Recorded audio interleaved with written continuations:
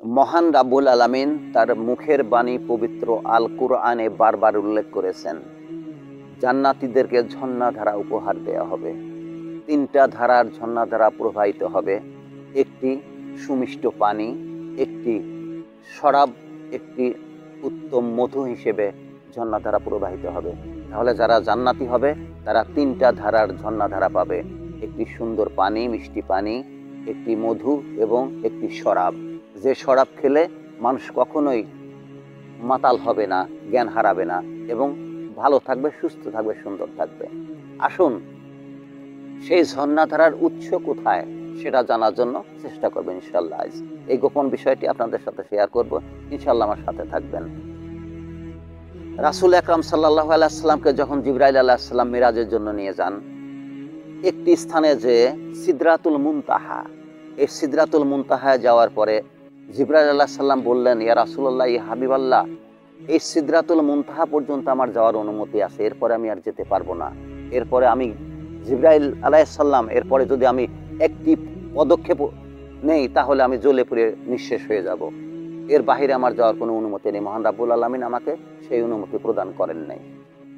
তখন রাসূল আকরাম সাল্লাল্লাহু আলাইহি ওয়াসাল্লাম জিবরাইল আলাইহিস সালামকে বললেন, এ জিবরাইল, তাহলে আমি তো পথ চিনি না, কোনো কিছু জানি না, আমি কিভাবে যাব বলো? তখন জিবরাইল আলাইহিস সালাম বললেন, ইয়া রাসূলুল্লাহ, এই যে সামনে একটি দরজা দেখছেন, এই দরজায় যে বড় একটি তালা লাগানো আছে, এই তালা আপনাকে খুলতে হবে। একা একা আপনাকে যেতে হবে এবং এই তালা আপনাকে খুলতে হবে। এই তালা খোলার পরে আপনি আরশে আজিমে যেতে পারবেন। ওখানে আমার যাওয়ার অনুমতি নেই, আপনাকে একাই যেতে হবে।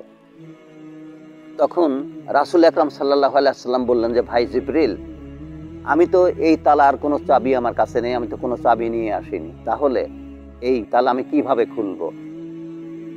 তখন জিবরাইল আলাইহিস সালাম বললেন, ইয়া রাসূলুল্লাহ, ইয়া হাবিবাল্লাহ, এই তালা চাবি আপনার কাছে আছে, এই তালা আপনি ছাড়া কেউ খুলতে পারবে না, আমার ক্ষমতা নেই এই তালা খোলা। এই তালা কিভাবে খুলবে আমি সেটা বলতে পারবো না, জানবো না।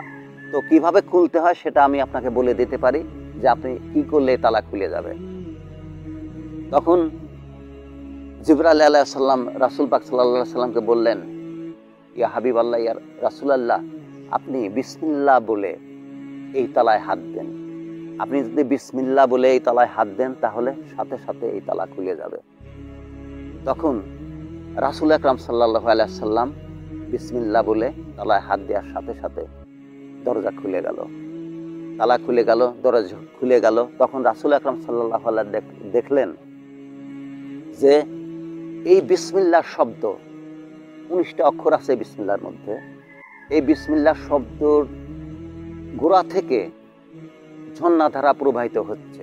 3টা ধারায় ঝর্ণাধারা প্রবাহিত হচ্ছে। একটি সুমিষ্ট পানি, একটি শরাব এবং একটি উত্তম মধু। এই বিসমিল্লাহ, এই 3টা অক্ষর আছে, বিসমিল্লাহ, এই 3টা শব্দের গোড়া থেকে 3টা ধারায় জান্নাতের মধ্যে যে ঝর্ণাধারা প্রবাহিত হচ্ছে, সেই ঝর্ণাধারার উৎস এখান থেকে। তো যারা জান্নাতি হবে তারা এই ঝর্ণাধারা উপহার পাবে। তাহলে আমরা বুঝতে পারলাম যে বিসমিল্লাহর গোড়া থেকে, বিসমিল্লাহ শুরু থেকে এই সুন্দর ঝর্ণাধারা প্রবাহিত হচ্ছে। তাহলে আমাদের কি করতে হবে? এই বিসমিল্লাহ বলে কাজ শুরু করতে হবে। এই বিসমিল্লাহ আমাদের অন্তরে গেঁথে রাখতে হবে, অন্তরে প্রতিষ্ঠা করতে হবে।